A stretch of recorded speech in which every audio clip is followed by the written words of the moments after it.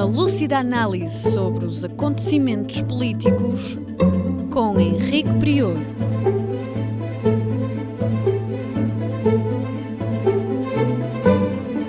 Política impura na Rádio Transforma.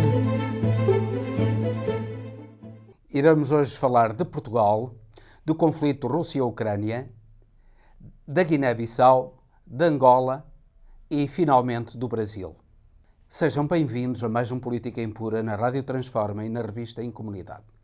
Peço-lhes para partilharem o programa, colocarem gosto, ouvirem até ao fim e subscreverem o canal da Rádio Transforma e apoiarem através do NIB que colocamos em rodapé este projeto de liberdade, igualdade e fraternidade sem fins lucrativos. Finalmente, peço-lhes para colocarem os vossos comentários. Começaremos no próximo programa dialogando convosco, comentando e trocando ideias sobre os vossos comentários. Então começaremos por falar de Portugal e, inevitavelmente, do relatório da Comissão Parlamentar de Inquérito sobre o caso da TAP.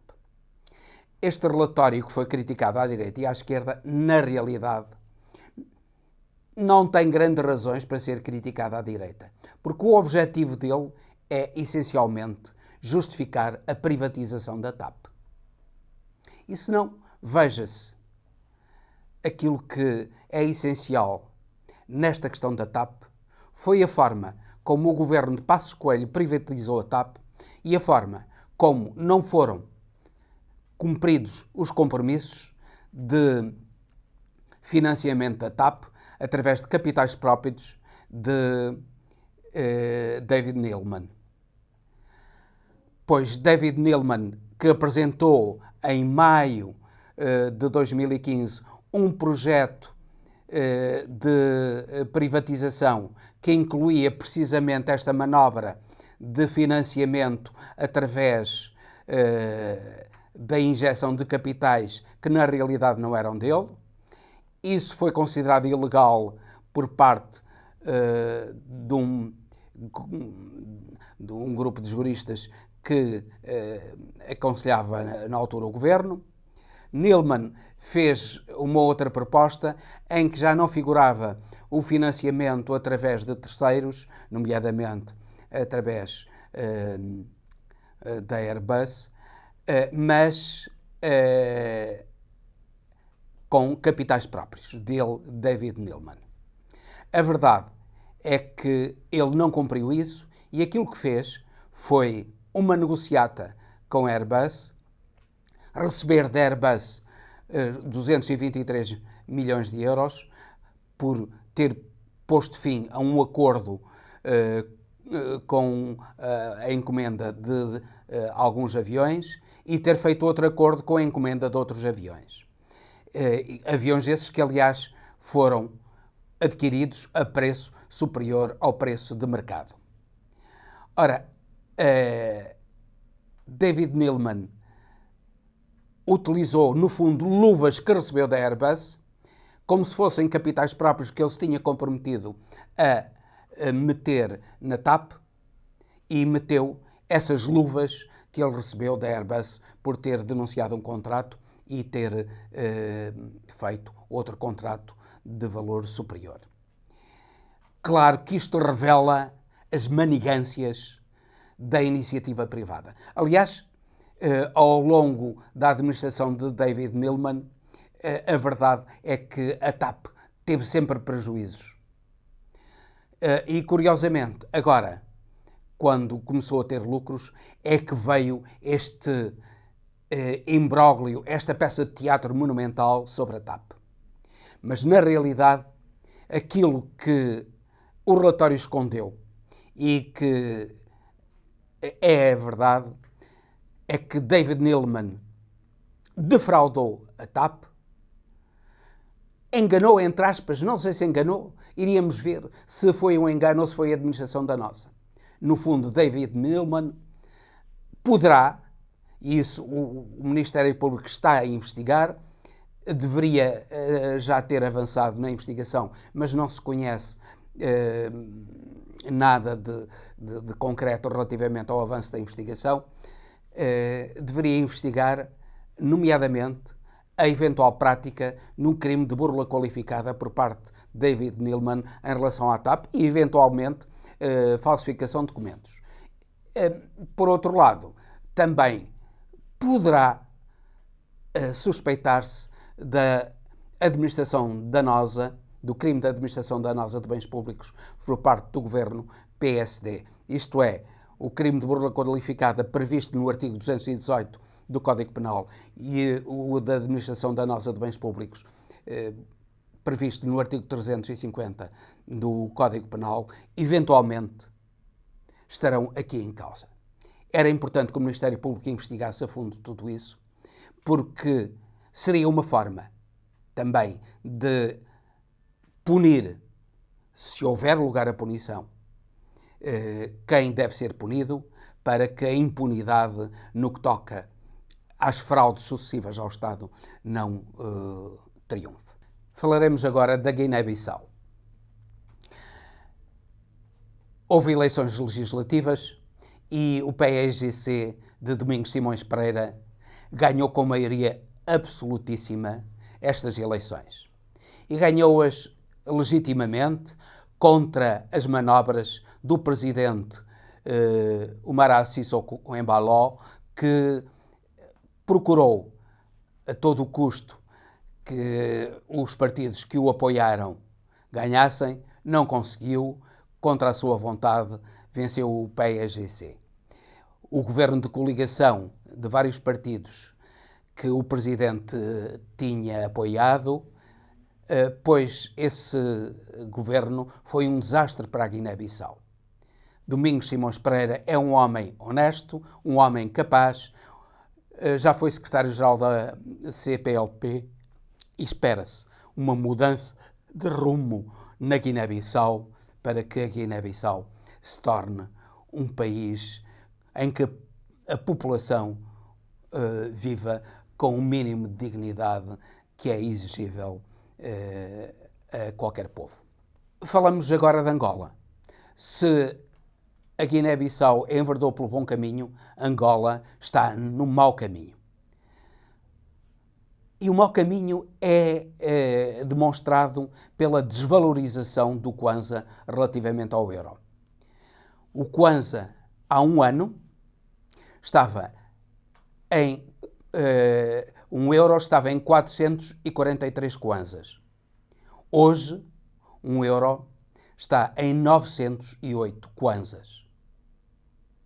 Isto é, desde o ano passado, desde julho do ano passado, desde o início de julho do ano passado, até agora, o Kwanza perdeu mais de 52% da sua valorização relativamente ao euro. Isso é um sinal de desgaste enorme da economia angolana. E isso acontece porque, infelizmente, a corrupção em Angola continua. Infelizmente, Angola não tem um partido de oposição de esquerda, a não ser o Partido de Renovação Social, um pequeno partido que tem apenas 2 deputados no Parlamento angolano. E é pena, porque Angola precisa de alguma justiça social. Precisa de que um governo honesto dê esperança ao povo angolano que vive sem esperança. Parece que todos são iguais. A UNITA critica o MPLA, mas, no fundo, se eles estivessem no poder, eram praticamente iguais. E aquilo que os angolanos têm de pensar é que têm de encontrar uma alternativa a este governo corrupto do MPLA, à oposição corrupta da UNITA, e encontrar um caminho de fraternidade, de solidariedade e de progresso com justiça social para Angola. Esperamos que os cidadãos angolanos acordem para essa realidade.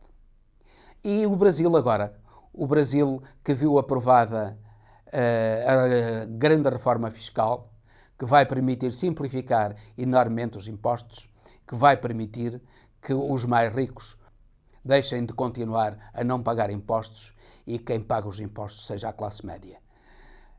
Infelizmente, ainda há algumas críticas a fazer a esta reforma fiscal, nomeadamente o facto de associações religiosas e igrejas que têm templos sumptuários deixarem de estar ou continuarem a estar isentos de impostos.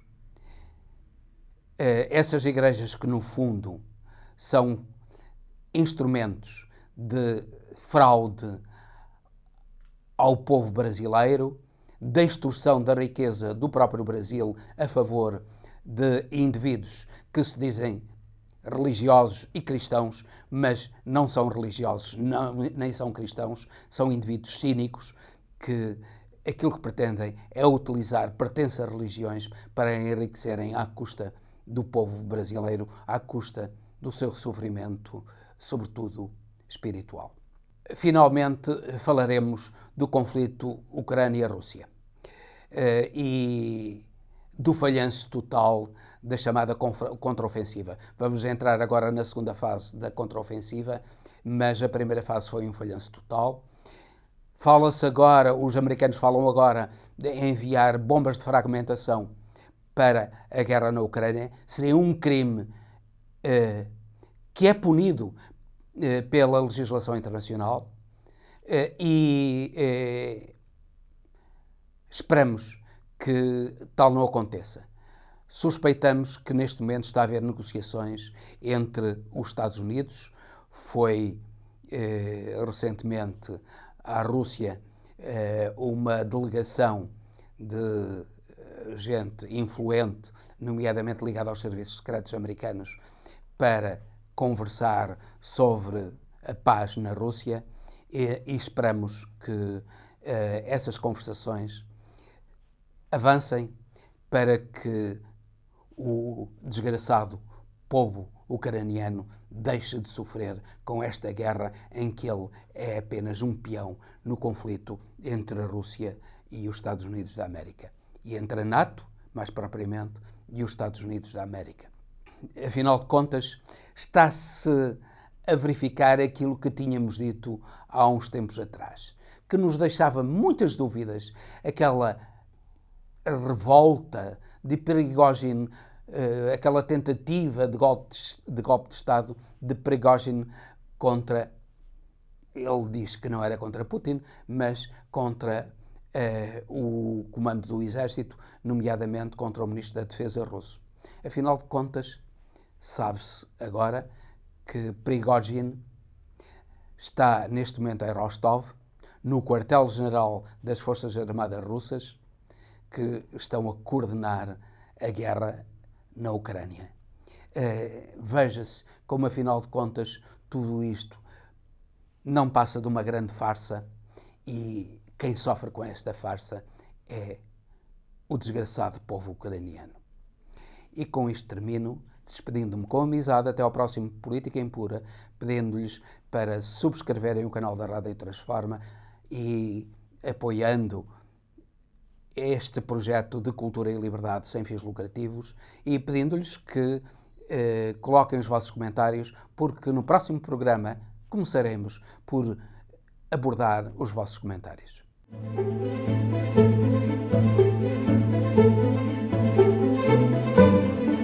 Política Impura, na Rádio Transforma.